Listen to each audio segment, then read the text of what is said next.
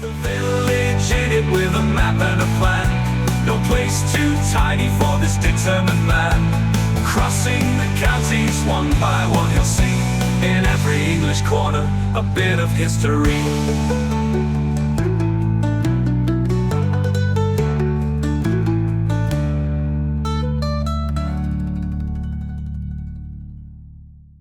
The Derbyshire Dales series is sponsored by Gainsborough Cycles 01427 617 752. For all your cycling needs, this is your one-stop shop located at 20 Ropery Road, Gainsborough, or online at gainsboroughcycles.com. There's a link in the description. Gainsborough Cycles, ask for Trevor Halstead. Welcome back to the Derbyshire Dales, everybody. Now, if you ever find yourself in this particular parish, you might, if you're thirsty, be tempted to call in to this place, but don't, because even though it looks like a pub, it is 100% not a pub, and it has never ever been. Instead, this is famous for producing cheese. Welcome to the parish of Gratton.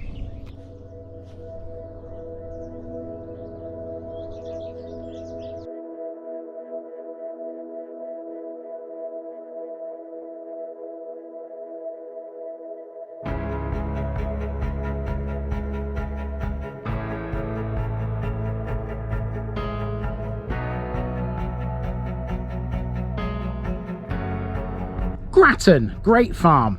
This one's going to be fun. Welcome everyone to a place that's barely even on the map. Take a look at the Derbyshire Dales on most modern maps and you might struggle to locate Gratton. There are two reasons for that.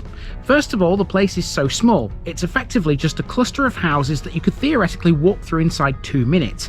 Secondly, and perhaps somewhat more importantly, that cluster of houses is called Dale End. So where then is Gratton? Well, it still exists, but you do have to do a bit of research to learn where it lies. Gratton Parish is a stretch of moorland that lies half a mile west of the neighbouring village Elton. If you're travelling across it, you have the grand total of 2 public roads that you can use. One of them links Elton to Middleton, sweeping through Dale End on the way, and the other branches from it and heads north towards Yolgrave. Although you'd likely think there's nothing of any note here, you would be very wrong. Gratton Parish has at least 3 talking points, one of which is the house that sits opposite the junction where those 2 roads meet. It might look like an old pub, but don't be fooled. It was only ever a pub when it appeared on TV. The house was instead a cheese factory where a unique, crumbly Stilton-style cheese was once produced. Gratton Parish was also a pretty busy place when it came to lead mining. Gratton Moor to the south of Dale End had several lead mines. The moor is notable for another reason too. It's the source of the 4-mile-long River Bradford. So between cheese, lead and rivers, this one's got a few bits. Let's see them. For the most part today, we won't be walking anywhere. Gratton is one of the most sparsely populated settlements in the Dales, and getting across it is best done in the car. You only have 2 roads to use in Gratton Parish, and they meet each other roughly at the dead centre of the land area this one covers.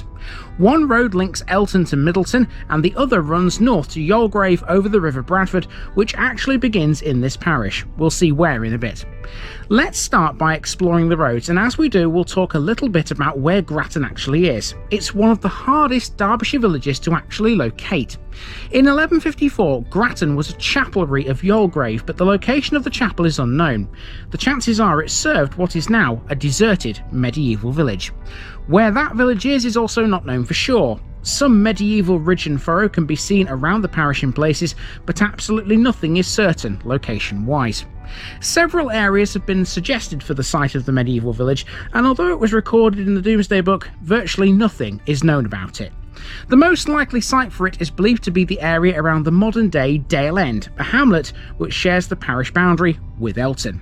However, the fields in the vicinity have mostly been heavily improved, meaning any ancient earthworks have now likely been ploughed away. Another potential site is the present Gratton Grange farm, located on the road north towards Yolgrave. However, that's a lot less likely. How it acquired the suffix Grange is unclear, because no documentation exists to prove that there was ever a medieval monastic grange there. Although the possibility should not be discounted, there are no earthworks around Gratton Grange farm to suggest the village stood there either. Only theories exist as to when and how Gratton became depopulated. The most likely culprit would be the Black Death, but again, nothing's certain. If the Black Death was the issue, historians reckon Gratton might simply have moved.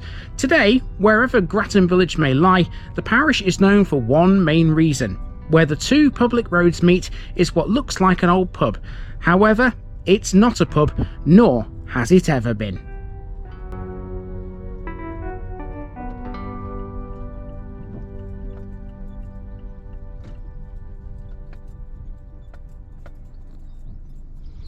Alright, so where those two roads meet each other, you'll find this building, which is the one we spoke about right at the beginning of this episode.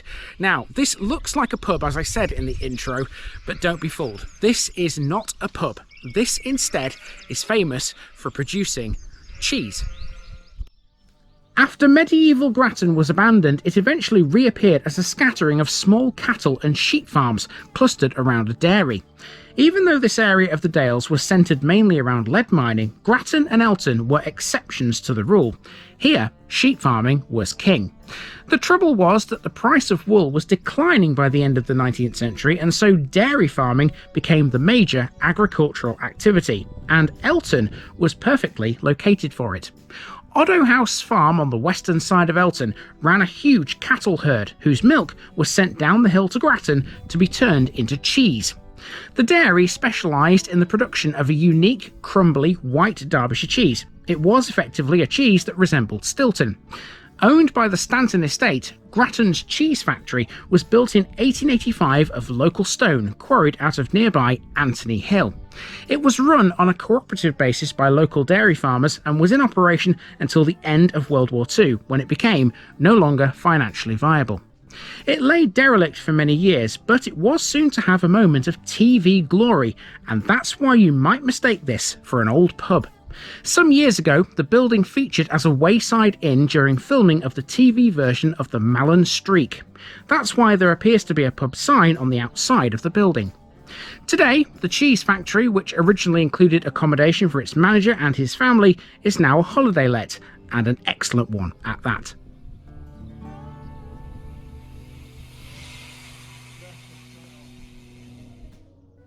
While sheep farming and cheese production may have dominated the local economy, lead mining still had a presence in Gratton. The main area of activity was in and around Gratton Dale to the south and west of Elton. It's unclear when the mines were first worked, but again, there are theories for that. Roman brooches and pins have before now been found in surface workings, most notably at Cowlicker Rake and Hardbeat mines in the mid-19th century. That suggests some very early origins. Later surface workings took place from the 17th century, with underground workings recorded in the early 19th century. Gratton Dale is otherwise part of a site of special scientific interest, well known for its limestone-loving flowering plants and field orchids. There's a reason for that as well. Gratton Dale is effectively a huge chunk of limestone, and people took advantage of that too. The dale contains a well-preserved lime kiln. Locally quarried limestone would be burnt in the dale to create lime for spreading on the fields around the area.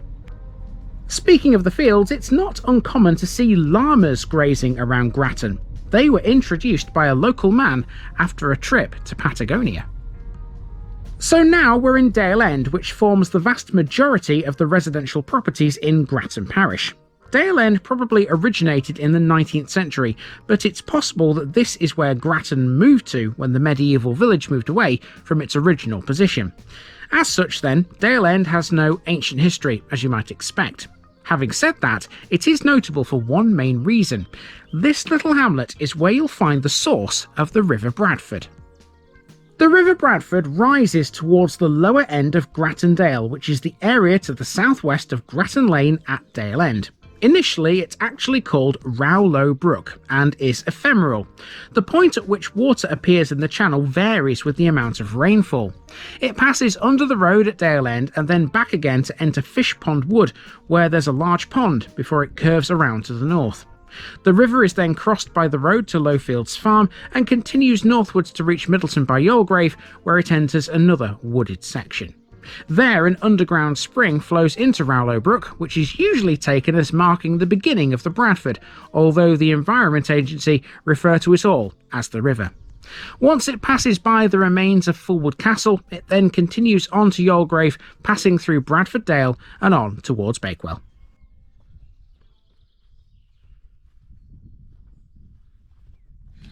Well, as you can probably tell, the Bradford is very dry at the moment. There's not a single spot of water in this channel, but of course it's May, and so because of that it's quite warm, and you know, it's not the sort of time of year to see the source of it, I suppose, but at least you can see what it's like in the drier summer months when there's absolutely no water here at all. It's beautiful when it gets further downstream though, isn't it? You know, when the water is there and it's gushing over that weir in Yolgrave, which we saw on Monday. Absolutely fantastic. I wonder what it's like in the winter months in Gratton. Who knows? Who knows? Right, we are pretty much done with this tiny little hamlet. Told you, not really much to it, but how about that cheese factory, eh? And that's really it for Gratton, but it wouldn't be what it is today without Elton.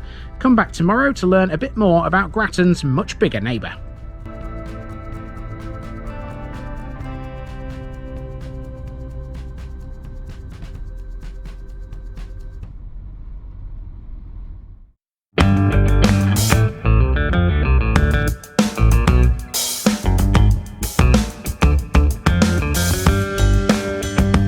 Now, just before I go, remember, this video is part of a huge project to visit every civil parish in England.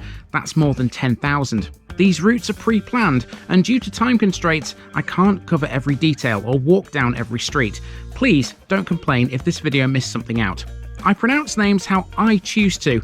I am very aware that local dialect may vary, and I don't take kindly to criticism about this. You've been warned.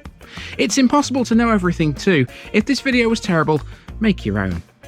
If you're a regular watcher of The Village Idiot, you're not the only one. If you've got a small business, why not use my videos to advertise it? Leave a comment below if you're interested. And finally, thanks for watching this episode, everybody. Give us a like and a subscribe if you've enjoyed this episode, and share it with your friends and relatives. It all helps to keep this mission going. Until next time, I've been Andy, also known as The Village Idiot, and I'm out.